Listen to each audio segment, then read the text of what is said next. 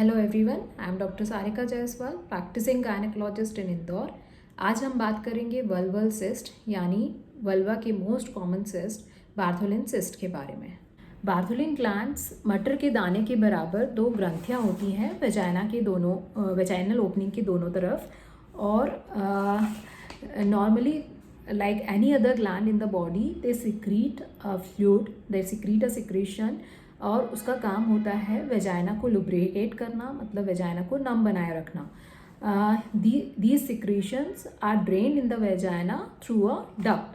यदि किसी भी कारण से ये डक्ट या नली ब्लॉक हो जाती है तो ये सिक्रीशंस वेजाइना में ड्रेन नहीं हो पाते हैं और ग्लैंड्स में ही इकट्ठा होने लगते हैं, जिसकी वजह से ग्लैंड का साइज़ धीरे धीरे बढ़ने लगता है और वह काफ़ी बड़ा हो सकता है, नींबू के साइज़ का, गोल्फ बॉल के साइज़ का, इवन उससे भी बड़ा हो सकता है।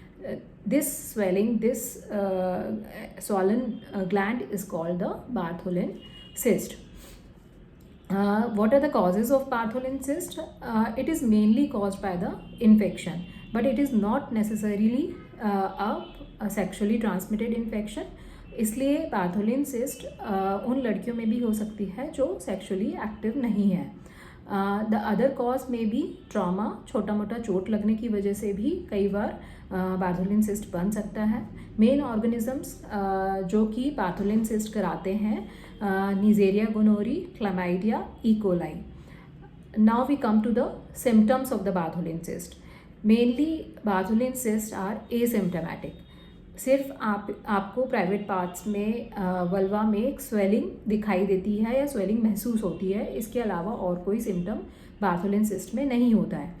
लेकिन यदि बार्थोलिन सिस्ट इन्फेक्ट हो गया है, दैट मीन्स इफ़ द पस इज फॉर्म्ड, सिस्ट में मवाद बन गया है, तब इसे बार्थोलिन एब्सिस कहा जाता है। और यदि मवाद बन गया है तो इसमें बहुत सीवियर पेन होता है।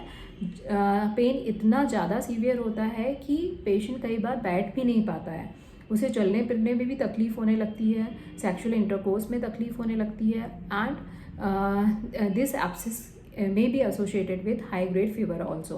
So these are the symptoms of Bartholin cyst and Bartholin abscess. Now come to the treatment of Bartholin cyst.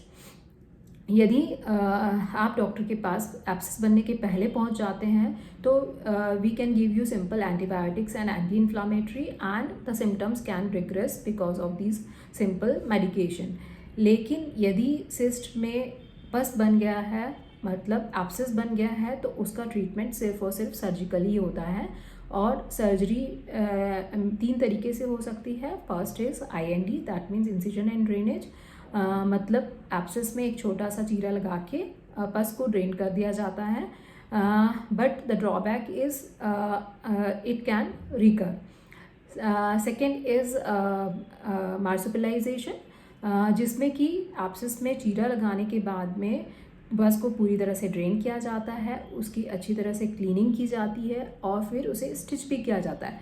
लेकिन स्टिच इस तरीके से किया जाता है कि एक छोटी सी ओपनिंग उसमें रह जाती है, जिससे कि सिक्रीशंस बराबर निकलते रहें और वापस से एब्सिस या सिस्ट ना बने। Third is excision of the Bartholin gland. If the cyst is recurrent we have to remove the Bartholin gland completely.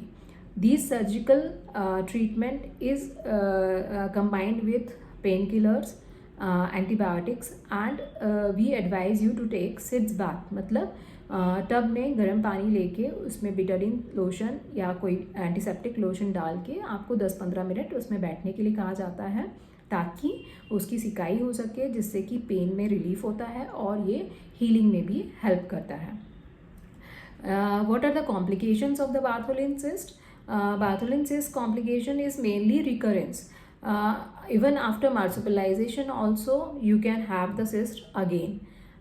The other is sometimes the Bartholin abscess can get rupture spontaneously, और यदि वो अपने आप rupture होता है तो उसके recurrence के चांसेस बहुत ज़्यादा होते हैं। Now you can ask what are the preventive measures for Bartholin cyst. So there is no particular preventive measure to prevent the Bartholin cyst, but these are some tips.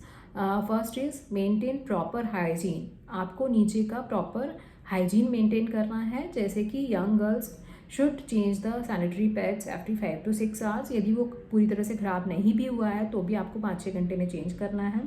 Second, यदि आपको urine में या vagina में infection की symptoms दिख रहे हैं तो तुरंत आपके गायनेकोलॉजिस्ट को कंसल्ट करके उसका ट्रीटमेंट लीजिए। And third is safe intercourse, use barrier contraception so that you can avoid these infections and you can prevent the pathogenesis.